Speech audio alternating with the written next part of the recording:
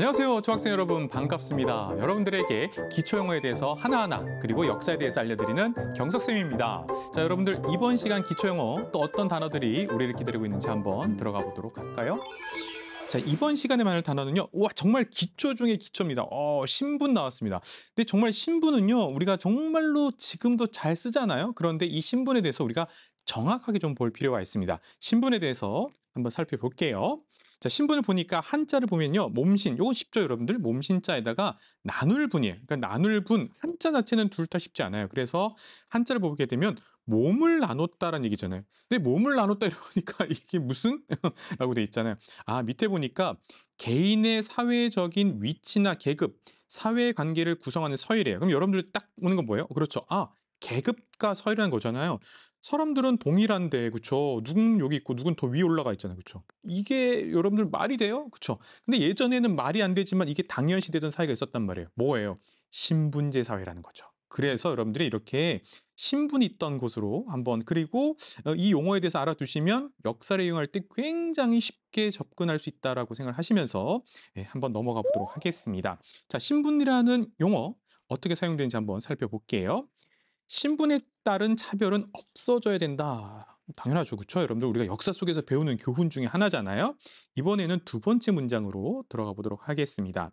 신분제는 귀족의 특권을 정당화했다라는 것이죠. 자, 요게 이제 여러분들이 귀족의 특권을 정당화했다고 나오니까 어떤 거예요? 바로 신분에 의해서 아까 말씀드렸던 이런 서열들, 어떤 계급과 계단이 만들어진다고 하면 각각의 사람들이 어떤 사람은 천하고 어떤 사람은 중간이고 어떤 사람에서 굉장히 맨 위에 있는 사람들이 있잖아요.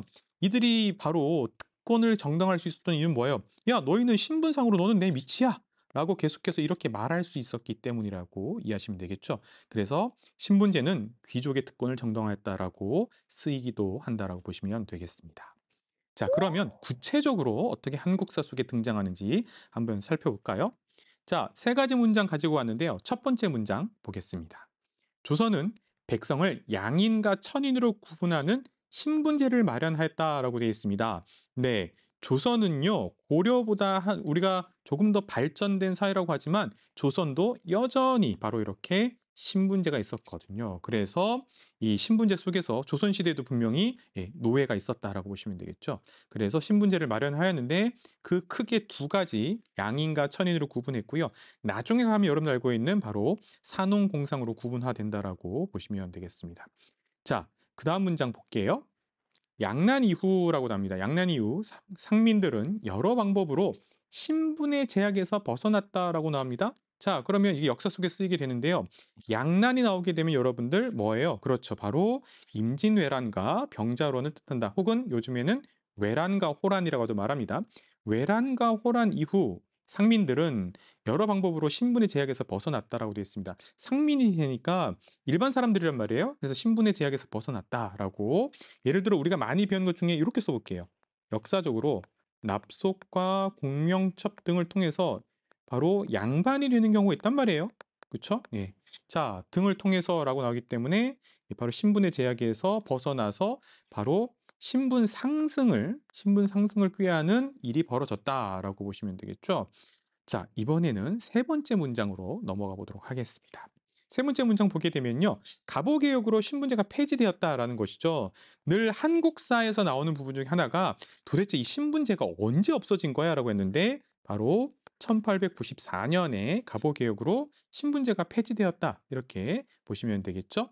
자, 그래서 결국에는 공노비 그리고 사노비, 그러니까 공적이건 개인적이건 노예라는 존재 자체가 없어졌다. 그게 언제냐? 바로 이 갑오개혁으로라고 보시면 되겠죠. 그래서 신분제가 폐지되었다라고 우리는 역사 속에서 배운다라고 보시면 되겠습니다.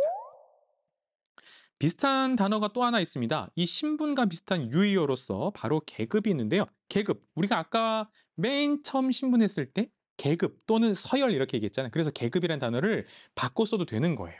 자, 사회나 일정한 조직 내에서의 지위 혹은 단계라고 보시면 되겠죠. 그래서 제가 아까도 이렇게 계단식으로 이렇게 막 표현을 드렸잖아요. 그래서 예를 들어 볼게요. 조선은 철저한 계급 사회였다라고 되어 있습니다. 그렇죠. 조선은 분명히 신분제 사회였어요. 그러면 우리가 이렇게 볼게요. 조선은 철저한 신분 혹은 신분제 사회였다. 맞나요? 그렇죠. 당연히 연결되기 때문에 그래서 여러분들이 계급으로 이해하셔도 되겠다라고 보면 되겠습니다. 자, 우리가 앞서 이 신분이라는 용어가 어떻게 쓰이는지 한번 봤는데요. 한번 OX 퀴즈를 통해서 복습해 보도록 하겠습니다.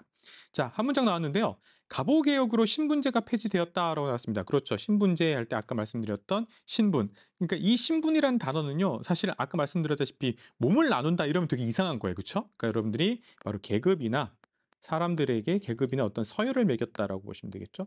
그런데 바로 갑오개혁으로 폐지되었다라고 나왔기 때문에 맞다라고 따라서 이 문장은 맞다라고 보시면 되겠습니다. 자, 이번 시간 여러분들과 함께 신분에 대해서 알아봤는데요. 한자 자체는 여러분들 따로 떨어놓으면 이상할지 모르겠지만 붙여놨을 때는 바로 여러분들 쉽게 신분 혹은 신분제 사회 속에서 이해할 수 있다라고 보면 되겠습니다. 여러분들 수고 많았고요. 다음 기초 영어에서 또 만나도록 할게요.